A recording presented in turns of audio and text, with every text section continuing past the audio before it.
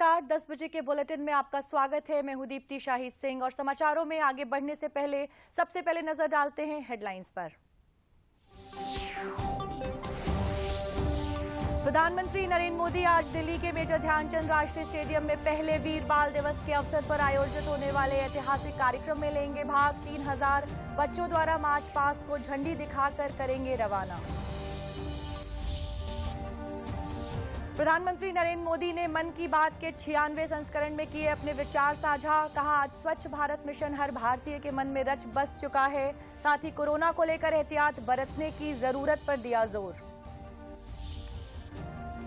मुख्यमंत्री योगी आदित्यनाथ ने रविवार को लोक भवन पर डायनामिक फसाड लाइटिंग का किया लोकार्पण। कहा, फसाड लाइटिंग की व्यवस्था भवनों का सौंदर्य बढ़ाती है। इससे आम जनमानस में शासन की सकारात्मक छवि बनती है। और मौसम विभाग ने अगले 2 से 3 दिनों तक उत्तर भारत में शीतलहर की दी चेतावनी। पंजाब, हरियाणा, पश्चिम उत्तर प्रदेश में अगले 2 दिन घने कोहरे की जताई गई है आशंका। न्यूनतम तापमान 4 से 7 डिग्री सेल्सियस रहने की है संभावना। और अब समाचार विस्तार से। प्रधानमंत्री नरेंद्र मोदी आज दिल्ली के मेजर ध्यानचंद राष्ट्रीय स्टेडियम में वीर बाल दिवस के अवसर पर एक ऐतिहासिक कार्यक्रम में भाग लेंगे। कार्यक्रम के दौरान प्रधानमंत्री लगभग 300 बाल कीर्तन मंडली द्वारा प्रस्तुत किए जाने वाले शब्द कीर्तन में भी शामिल होंगे। इस महत्वपूर्ण अवसर पर प्रधानमंत्री लगभग 3000 बच्चों द्वारा मार्च पास्ट को झंडी दिखाकर रवाना करेंगे। प्रधानमंत्री ने इस वर्ष 9 जनवरी को गुरु गोविंद सिंह के प्रकाश पर्व पर वीर बाल दिवस मनाने की घोषणा की थी। प्रधानमंत्री ने कहा था कि गुरु गोविंद के पुत्रों साहिबजादा बाबा जोरावर सिंह और बाबा फतेह सिंह के शहीदी दिवस को 26 दिसंबर को वीर बाल दिवस के रूप में मनाया जाएगा।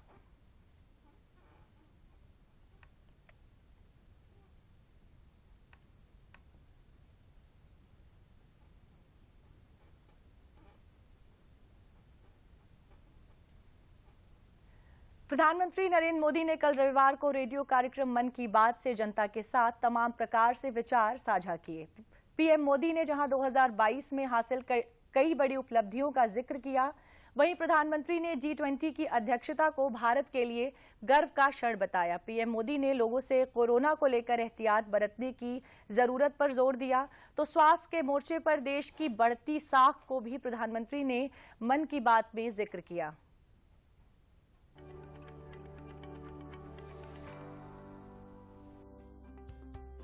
साल 2022 का आखिरी और मन की बात का 96वां अंक प्रसारित हुआ।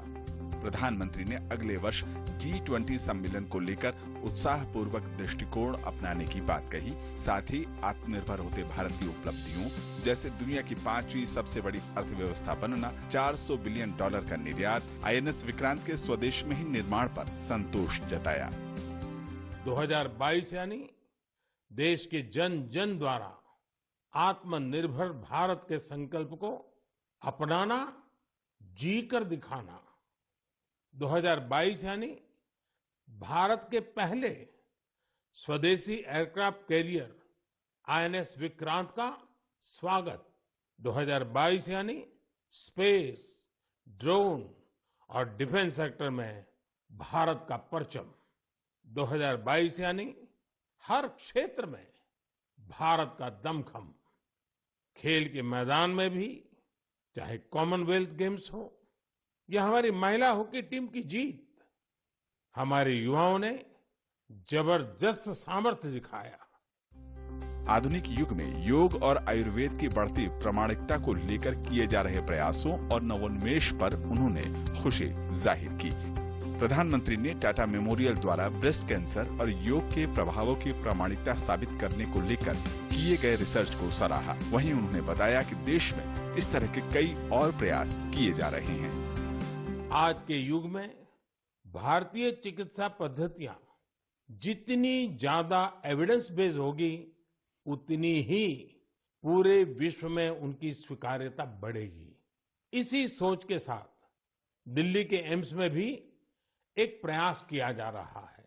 यह हमारी पारंपरिक चिकित्सा पद्धतियों को वैलिडेट करने के लिए 6 साल पहले centre for integrative medicine and research की स्थापना की गई। प्रधानमंत्री ने कालाजार की कम होती चुनौती और साल 2025 तक टीबी मुक्त भारत के लक्ष्यों को लेकर सार्थक प्रयास की चर्चा की। साथ ही पर्यावरण संरक्षण की दिशा में संस्थाओं और व्यक्तिगत प्रयासों का भी उल्लेख किया। वहीं उन्होंने नमामि गंगे को लेकर दुनिया भर में मिल रही सराहना का जिक्र किया।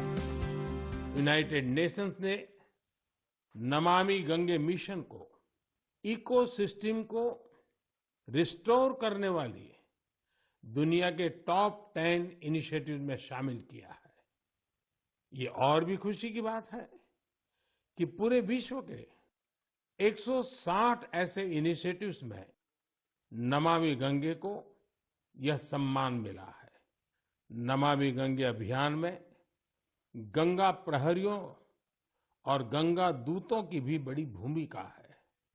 वे पेड़ लगाने, घाटों की सफाई, गंगा आरती, नुक्कड़ नाटक, पेंटिंग और कविताओं के जरिए जागरूकता फैलाने में जुटे हैं। इस अभियान से बायोडायवर्सिटी में भी काफी सुधार देखा जा रहा है। वहीं प्रधानमंत्री ने मन की बात के 100वें अंक को खास बनाए जाने को लेकर लोगों से सुझाव मांगे। साथ ही नए वर्ष की शुभकामनाएं दी और कोविड के बढ़ते खतरे के मद्देनजर मास्क लगाने और हाथ धुलने जैसी सावधानियों को अपनाए जाने का आग्रह किया। वहीं मुख्यमंत्री योगी आदित्यनाथ ने आजादी के अमृत महोत्सव की श्रृंखला में रविवार को लोक भवन पर डायनामिक फसाड लाइटिंग का लोकार्पण किया। इस अवसर पर मुख्यमंत्री ने कहा कि 11 अगस्त 2022 को विधान भवन में फसाड लाइटिंग का कार्य पूरा हुआ था। तब से लखनऊ वासियों और लखनऊ आने वाले पर्यटकों और नागरिकों के लिए उत्तर प्रदेश का विधान भवन आकर्षण का केंद्र बना हुआ है। उत्तर प्रदेश विधान भवन के बाद लोक भवन प्रदेश की व्यवस्था के संचालन का केंद्र बिंदु है। लोक भवन मुख्य रूप से मुख्यमंत्री कार्यालय और सचिवालय के रूप में कार्य करता है। लोक भवन में फसाड लाइटिंग राष्ट्रीय पर्वों पर की जाती रही है। फसाड लाइटिंग की व्यवस्था न केवल इन भवनों के सौंदर्य को बढ़ाती है, बल्कि इससे आम जनमानस के मन में शासन की सकारात्मक छवि भी बनती है। लोगों के मन में सकारात्मक भाव जागृत होता है। मुख्यमंत्री ने कहा कि भारतीय संस्कृति में प्रकाश को ज्ञान के प्रतीक के रूप में माना जाता है।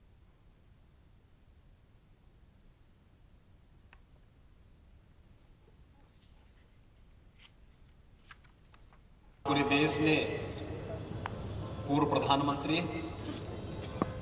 श्री अटल बिहारी वाजपेयी जी की पावन जयंती को सुशासन दिवस के रूप में मनाया है। महान शिक्षाविद, समाजसेवी पंडित मदन मोहन मालवीय जी की पावन जयंती भी आज के दिन पर है। इस अवसर पर एक बार फिर से हम लोग लोक भवन को फसाड लाइटिंग के साथ जोड़ने के इस कार्यक्रम के साथ यहां पर उपस्थित हुए हैं। जैसा कि हम सब जानते हैं कि 11 अगस्त 2022 को विधान भवन में एक फसाड लाइटिंग की कार्य पूरा हुआ था और तब से न केवल लखनऊ वासियों के बल्कि लखनऊ आने वाले उन सभी पर्यटकों, नागरिकों के लिए उत्तर प्रदेश का यह विधान भवन एक आकर्षण का केंद्र बना हुआ है। उत्तर प्रदेश विधान भवन के बाद लोक भवन प्रदेश की व्यवस्था के संचालन का एक केंद्र बिंदु है और लोक भवन में फसाड लाइटिंग की कार्रवाई हो। यद्यपि प्रमुख राष्ट्रीय पर्वों पर हम उन्हें लाइटिंग की सुविधा के साथ जोड़ते थे। और अब बात नेपाल की। नेपाल की राष्ट्रपति विद्यादेवी भंडारी ने पुष्प कमल दहल को नया प्रधानमंत्री नियुक्त कर दिया है। पुष्प कमल दहल को शपथ दिलाई जाएगी। इससे पहले राष्ट्रपति से मुलाकात कर उन्होंने 275 सदस्य वाली संसद में कुल 169 सदस्यों के समर्थन का दावा पेश किया। पुष्प कमल दहल को केपी ओली के नेतृत्व वाले विपक्षी गठबंधन CPN-UML ने समर्थन जताया था।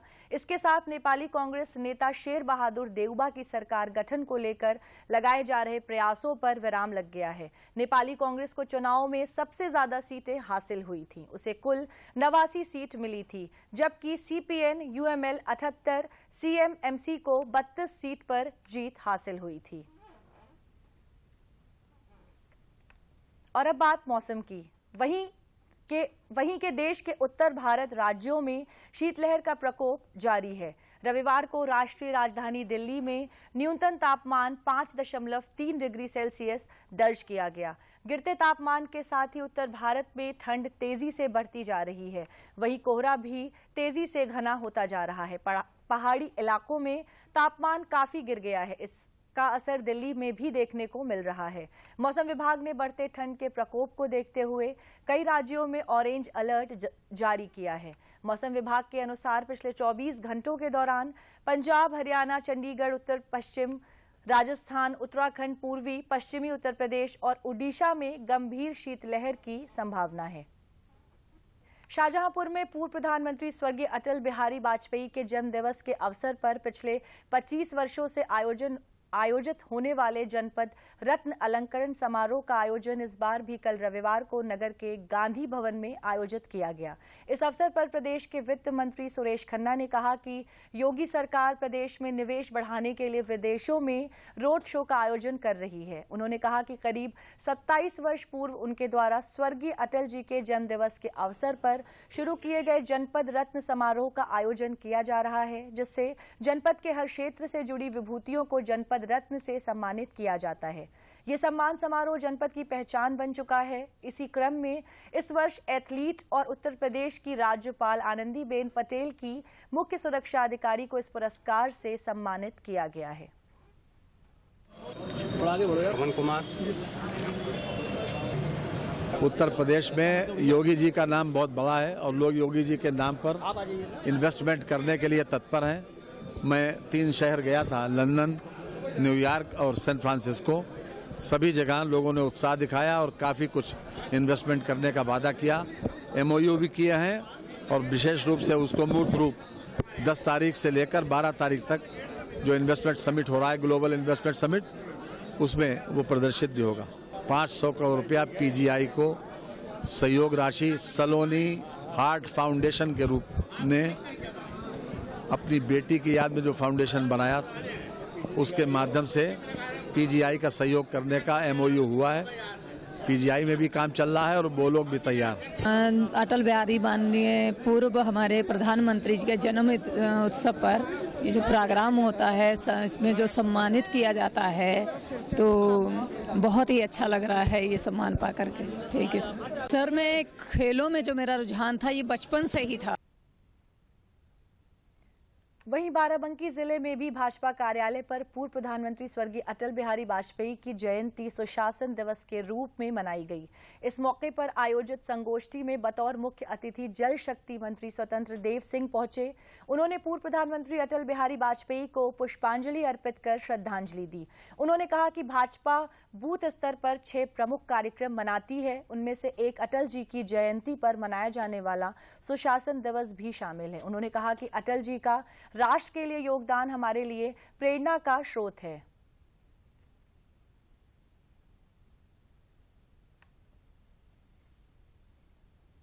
नेतृत्व हमारे कार्यकर्ता तपस्वी और हम सब गरीब कल्याण के लिए काम करते हैं, गरीबों की खुशहाली के लिए काम करते हैं। ये वंशवाद, जातिवाद, परिवारवाद की पार्टियां नहीं है, ये राष्ट्रवाद की पार्टी है। एक चाय बेचने वाला देश का प्रधानमंत्री बनता है। ये बाराबंकी में भी काम करने वाला कोई कार्यकर्ता कल का प्रदेश अध्यक्ष बन सकता है और राज्य का नेतृत्व कर सकता है, देश का अध्यक्ष बन सकता है। लेकिन उस पदों पर बैठने के बाद नम्रता, विनम्रता, सरलता आनी चाहिए, क्योंकि कार्यकर्ता ही हमारे लिए सब कुछ है। कार्यकर्ता का सम्मान ही जीवन का लक्ष्य होना चाहिए और जनता जनार्दन, हम सब कार्यकर्ता मिलकर जनता जनार्दन की सेवा करना है, यही जीवन। सूचना एवं प्रसारण मंत्रालय का केंद्रीय संचार ब्यूरो के क्षेत्रीय कार्यालय झांसी ने कुलदीप सरस्वती विद्या मंदिर इंटर कॉलेज में सुशासन दिवस पर आजादी का अमृत महोत्सव विषय पर चित्र प्रदर्शनी व जागरूकता कार्यक्रम का आयोजन किया। कार्यक्रम में चित्र प्रदर्शनी का उद्घाटन झांसी सदर विधायक रवि शर्मा और महापौर झांसी रामतीर्थ सिंघल ने किया। विधायक रवि शर्मा ने सुशासन दिवस पर पूर्व प्रधानमंत्री अटल बिहारी वाजपेयी को याद करते हुए कहा कि देश में सड़कों का जाल उनकी दूरदर्शिता का परिणाम है। महापौर रामतीर्थ सिंघल ने कहा कि इस प्रकार की प्रदर्शनी से जनता, विशेषकर नई पीढ़ी को अपने स्वतंत्रता सेनानियों को जानने का मौका मिलता है। कार्यक्रम में एक प्रश्नोत्तरी प्रतियोगिता का भी आयोजन किया गया, जिसमें 50 विजेता प्रतिभागियों को विभाग की ओर से पुरस्कार देकर सम्मानित किया गया।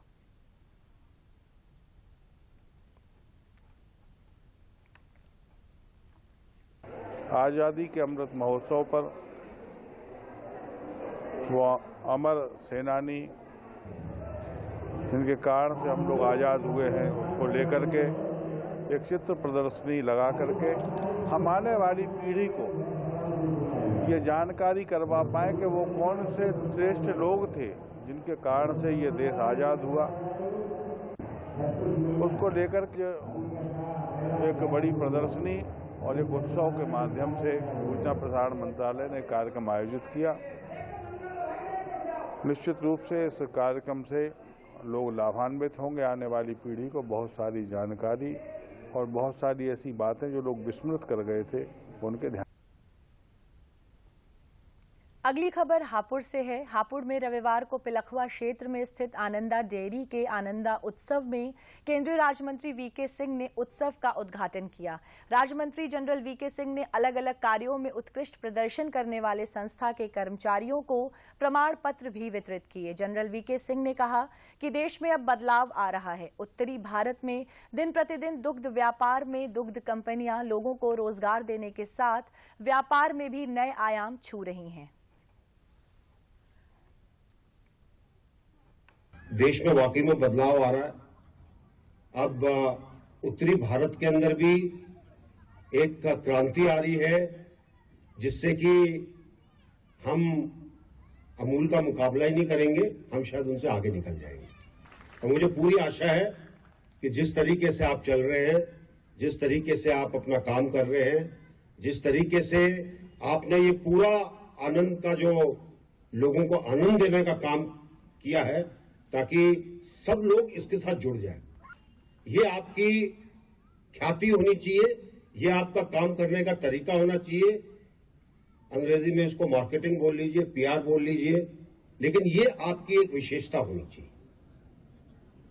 तो मुझे पूरी आशा है कि आप जिस तरीके से अलग अलग जगह प्रयास कर रहे हैं, आप अलग अलग जगह से टेक्नोलॉजी ला रहे हैं, आप इसके अंदर सफल भी होंगे और भारत के अंदर जो प्रोडक्ट आप देंगे उसका मुकाबला और कोई नहीं कर पाएगा। और समाचारों में आगे बढ़ने से पहले लेते हैं एक ब्रेक। हमने फसल बीमा योजना को अधिक प्रभावी बनाया, उसके दायरे में ज्यादा किसानों को लाए। नहीं है डर, नहीं फिकर, मिली हमें नई डगर। फसल का करवा के बीमा, किसान की चिंता को छीना। हुआ सुरक्षित कल, सुरक्षित फसल निश्चिंत किसान। फसल बीमा सबका समाधान। आज ही प्रधानमंत्री फसल बीमा योजना से जुड़ें और फसल नुकसान से होने वाली आर्थिक हानि से निश्चिंत हो जाएं, ताकि प्राकृतिक और स्थानीय आपदा पर भी फसल नुकसान होने पर आप उसकी सही कीमत पाएं। प्रधानमंत्री फसल बीमा से जुड़ने के लिए आज ही नजदीकी कृषि कार्यालय, सहकारी समिति, बैंक शाखा, अधिकृत बीमा कंपनी या जन सेवा केंद्र में जाएं, क्योंकि सुरक्षित फसल निश्चिंत किसान। फसल बीमा सबका समाधान। कृषि एवं किसान कल्याण मंत्रालय, भारत सरकार। ब्रेक के बाद आपका स्वागत है। प्रदेश के कारागार मंत्री धर्मवीर प्रजापति रविवार को बरेली पहुंचे। उन्होंने कहा कि जेलों में बंद महिला बंदियों के बच्चों के लिए चिल्ड्रन पार्क बनाए जाएंगे। साथ ही उत्तर प्रदेश के 10 जिलों में जहां कारागार नहीं है, वहां जेलों के लिए जमीनों को खरीद लिया गया है, जिस पर जल्दी काम शुरू किया जाएगा। कारागार मंत्री धर्मवीर प्रजापति ने कहा कि जेल में कैदियों का आना और उनके लिए बैरक बनाना समाधान नहीं है और हमें चिंतन करना चाहिए कि कैदियों की संख्या क्यों बढ़ रही है। धर्मवीर प्रजापति ने कहा कि जेल में बंद जो महिलाएं बंदी हैं, उनके बच्चों की पढ़ाई लिखाई पर विशेष ध्यान दिया जा रहा है। प्रदेश के 42 जिलों में बच्चों को पढ़ाने के लिए अध्यापक नियुक्त किए गए हैं और जहां अध्यापक नहीं हैं, वहां पर बंदी रक्षक महिला बंदियों के बच्चों को पढ़ाती हैं।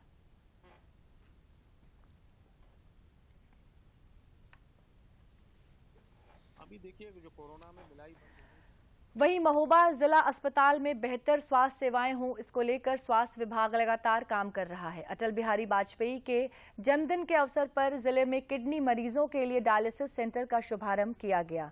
शासन द्वारा जिला अस्पताल में 10 डायलिसिस मशीन भेजी गई है, जिनमें से 6 मशीनों का इंस्टॉलेशन कर सांसद पुष्पेंद्र सिंह चंदेल ने डायलिसिस सेंटर का उद्घाटन किया। सांसद पुष्पेंद्र सिंह चंदेल ने बताया कि उत्तर प्रदेश सरकार गरीबों को निशुल्क चिकित्सा सुविधा देने के लिए लगातार प्रयासरत है और इसी के तहत महोबा जनपद वासियों को डायलिसिस सेंटर की सौगात मिली है।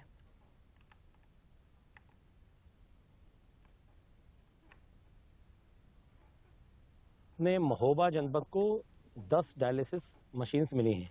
अभी 6 आ गई हैं, 4 आना बाकी हैं और ये पीपीपी मोड पर ये पूरे उसमें काम करेंगी और एक दिन में 3 शिफ्ट चलेंगी। तो तीनों शिफ्टों में करीब 10 मशीन है, तो 30 लोगों को डायलिसिस की सुविधा यहाँ मिल जाएगी। प्रदेश के विभिन्न जनपदों में कल क्रिसमस का त्योहार बड़े ही धूमधाम से मनाया गया। आगरा में रविवार को क्रिसमस का पर्व बड़े ही हर्ष और उल्लास के साथ मनाया गया। क्रिसमस के अवसर पर जनपद में सभी गिरजाघरों को बिजली की रंग बिरंगी झालरों से सजाया गया था। प्रभु यीशु के जीवन पर आधारित झांकियां लोगों के लिए आकर्षण का केंद्र रहीं। वहीं अकबरी गिरजाघर के फादर एग्रेसेस बिरांडा ने बताया कि कोरोना के मद्देनजर पिछले 2 वर्षों से ये आयोजन नहीं किया जा सका था।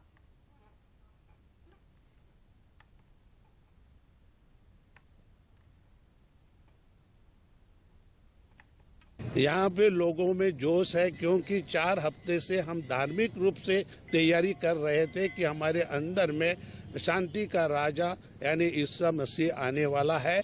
और इस तैयारी में हम रात को यहाँ पे एकत्रित हुए हैं। लोगों में बहुत उत्साह है, प्रेम पूर्वक प्रार्थना में लगे हुए, शांतिमय जीवन जी रहे हैं और ईसा मसीह का 12 बजे बिल्कुल हम विश्वास करते हैं कि उनका जन्म हो चुका है और यहाँ पे बड़ी सजावट की गई है। लोग बहुत तादाद से आए हुए हैं, उनमें बड़ा जोश और उमंग है। यहाँ उत्साह तो काफ़ी देखने को मिल रहा है। आप झांकियाँ देख सकते हैं, यहाँ की तैयारियाँ भी देख सकते हैं, कितना अच्छे से तैयार किया हुआ है, कितना वेल डिज़ाइंड किया हुआ है। हर एक झांकियों को सबसे अच्छे से दिखाया हुआ है, शुरुआत से कि पहला स्टेज क्या है, सेकंड स्टेज क्या है, थर्ड स्टेज क्या है, पूरा लास्ट स्टेज 7 तक दिखाया हुआ है यहाँ पे। तो आप देख ही सकते हैं कितना अच्छे से तैयारियाँ की गई हैं। वहीं मथुरा में भी प्रभु यीशु मसीह के जन्मदिवस क्रिसमस को उत्साह, उमंग और हर्ष के साथ मनाया गया। सभी चर्चों में विशेष प्रार्थना सभाएं आयोजित की गईं। ईसाई समाज के प्रमुख फादर ने लोगों को क्रिसमस का संदेश दिया। उन्होंने कहा कि जब यीशु मसीह के जीवन पर हम नजर डालते हैं तो पाते हैं कि उन्होंने अपना पूरा जीवन समाज के गरीब और बेसहारा लोगों के लिए अर्पित कर दिया। इस मौके पर सेंट्रल मेथोडिस्ट चर्च में बड़ी संख्या में लोग, विशेषकर ईसाई समुदाय शामिल हुआ था।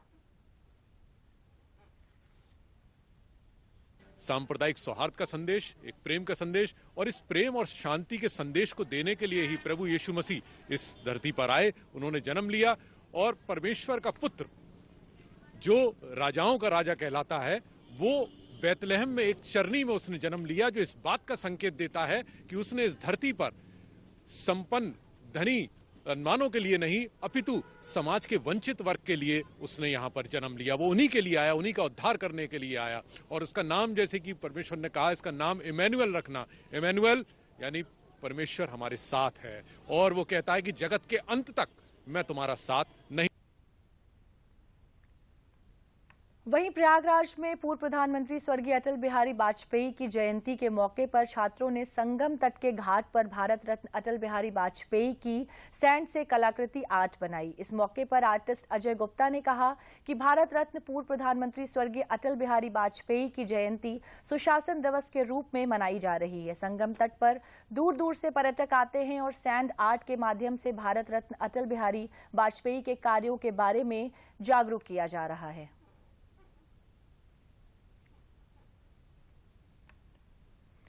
प्रदेश के उप मुख्यमंत्री ब्रजेश पाठक देवरिया के महर्षि देवराहा बाबा मेडिकल कॉलेज में रविवार को समीक्षा बैठक की।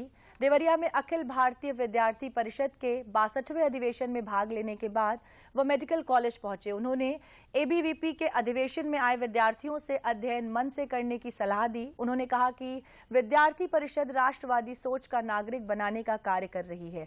विद्यार्थी परिषद की पूर्वांचल में सदस्य संख्या 10 लाख से ऊपर है और 2023 में ये संख्या 15 लाख से अधिक होनी चाहिए और अध्ययन के साथ रचनात्मक गतिविधियों से जुड़कर राष्ट्र को मजबूती प्रदान करने में विद्यार्थी परिषद महत्वपूर्ण भूमिका अदा करेंगे।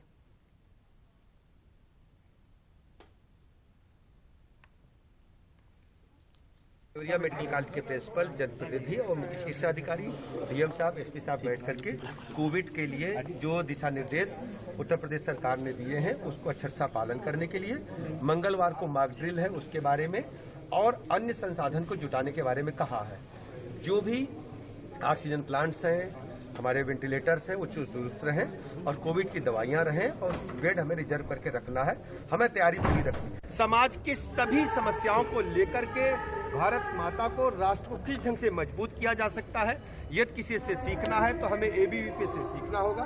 मैं एबीवीपी के सभी साथियों को, मित्रों को इतने बड़े अधिवेशन में मुझे आमंत्रित करने के लिए आभार प्रकट करता हूं और अखिल भारतीय विद्यार्थी परिषद के अपने मित्रों को इस बात का भरोसा दिलाता हूं, हमारी सरकार पूरे तन मन से उनके साथ खड़ी है और मैं व्यक्तिगत रूप से, चूंकि मैं स्टूडेंट लीडर हूं, समस्याएं अच्छी तरह जानता हूं, हर स्थिति में नौजवानों की समस्याओं को हल करना हम सबकी प्राथमिक जिम्मेदारी है। अंबेडकर नगर जिले के एक विद्यालय में इंटरमीडिएट कक्षा तक के छात्र छात्राओं ने विज्ञान प्रदर्शनी के माध्यम से वैज्ञानिक पद्धति से तमाम मॉडलों के जरिए अपने आविष्कार प्रदर्शित किए, जिसमें ग्रामीण क्षेत्रों में सौर ऊर्जा के माध्यम से बिजली का उत्पादन, दैनिक कार्यों के लिए स्वचालित रोबोट, सीएनजी ऊर्जा के माध्यम से कम खर्चे में वाहनों का संचालन जैसे प्रमुख मॉडल शामिल थे। कार्यक्रम में मुख्य अतिथि प्रदेश के पूर्व मंत्री लालजी वर्मा ने प्रदर्शनी का अवलोकन किया। उन्होंने विश्वास जताया कि विद्यालय के छात्र राष्ट्रीय और अंतर्राष्ट्रीय स्तर पर अपने आविष्कारों के जरिए देश का नाम अवश्य रोशन करेंगे।